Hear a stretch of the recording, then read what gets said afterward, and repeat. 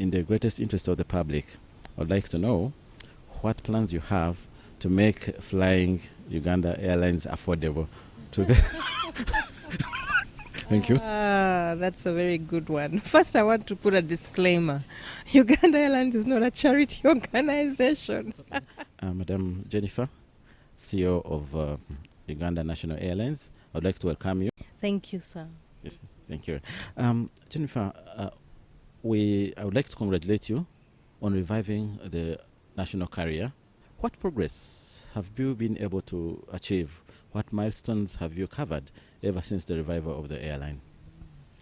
The achievements are many, so I will bring out a few that the public sees and a few that are intrinsic, that have a consequence of what the public sees.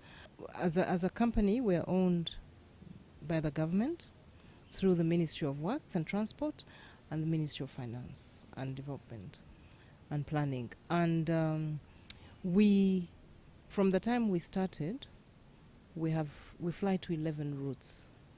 However, we also have two types of aircraft. We have the Airbus and we have the Sierra J. The Sierra J are 4, the Airbus are 2.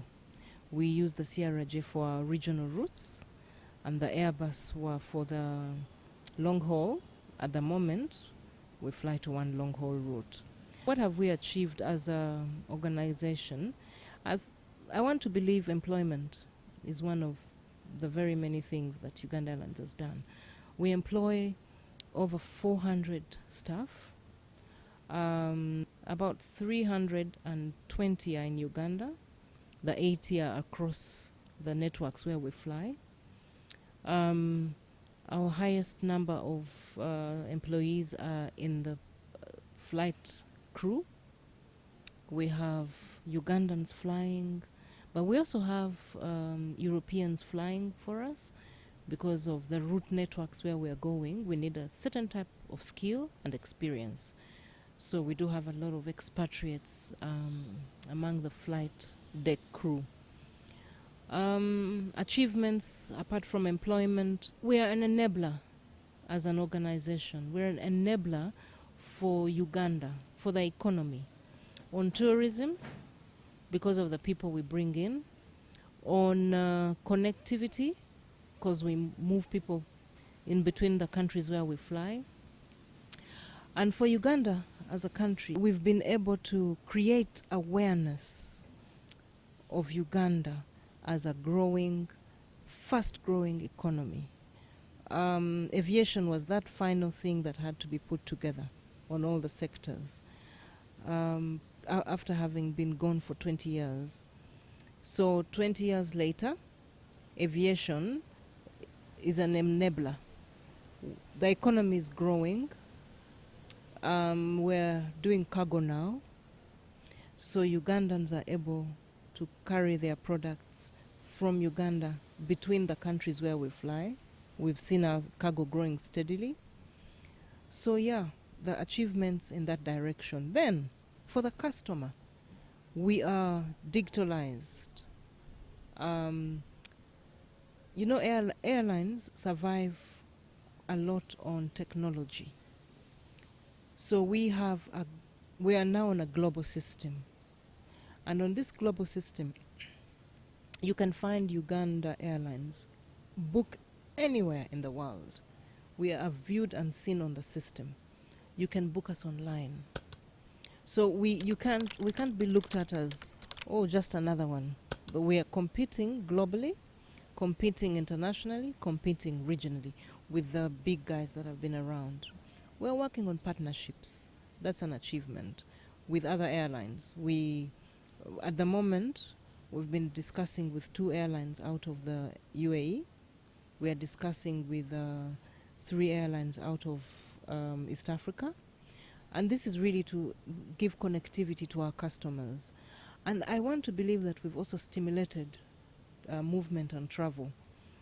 Because when you don't have a national carrier, people rely on the other companies that fly in here. But now that we have our own airline, everyone is stimulated to fly, because what we have done is we have brought value for money. We have stimulated a people to fly. So we have first-time travelers, people who have never flown. We have people who have moved from another airline to fly with us. But the fact that there are those that are first-time travelers means that we have stimulated and incentivized people to actually move. And you know, when people move, they get exposed. So when they come back home, they do something different in the country. So yeah, I believe as an airline, that's one of the things that we've done. It's really exciting to hear.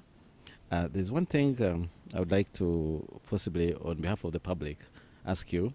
What is your target audience for your services? We segmented customers. They are segmented along routes, depending on what they are going to do.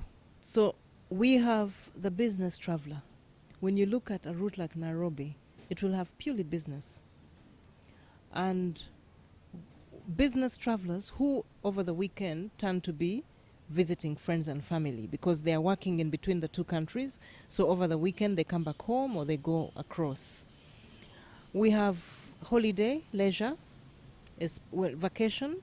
When you look at Mombasa and Zanzibar, Zanzibar purely leisure.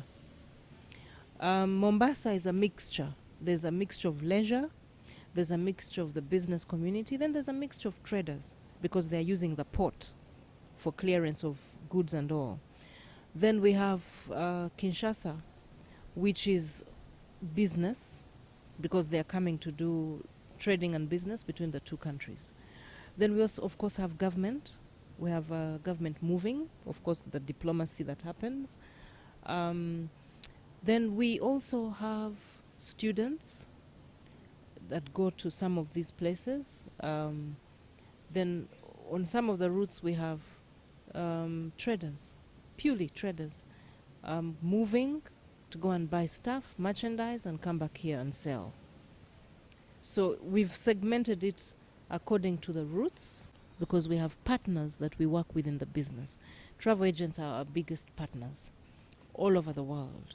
We have the online partners and we have the face-to-face travel agent. You will buy your ticket either online or through our partners, or you will come directly to any of our offices across the network. So all these segments will move depending on where they are finding it easy to purchase their tickets. Yeah. Thank you. Finally, that is very, very good. That's very, again, it's very insightful, Madam Jenifer.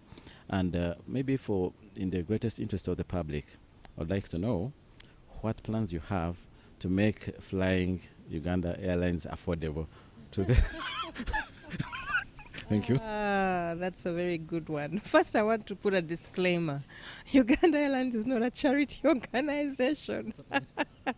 We have shareholders and we have what we call shareholder value. So they can't keep giving us money and we are doing, Bulunji Wansi. Charity. However, I want to say this, that we have made flying affordable. Because if we have first-time travelers, that means that because we came onto the scene, we were able to balance the fares on some of these routes. So that means that there are people who had never really thought of traveling by air because it was expensive.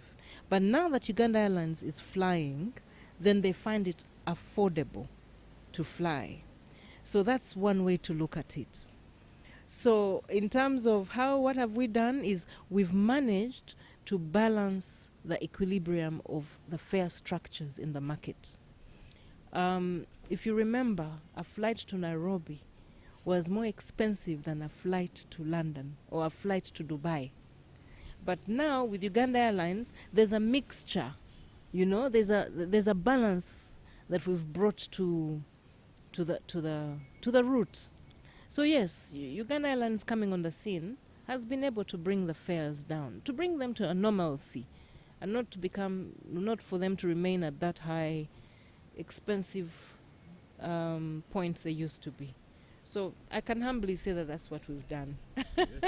Okay, I really thank you so much, Madam Jenifer, for sparing time to share on your milestones and also experiences, and also to give us your expectations as well as enable us to manage ours.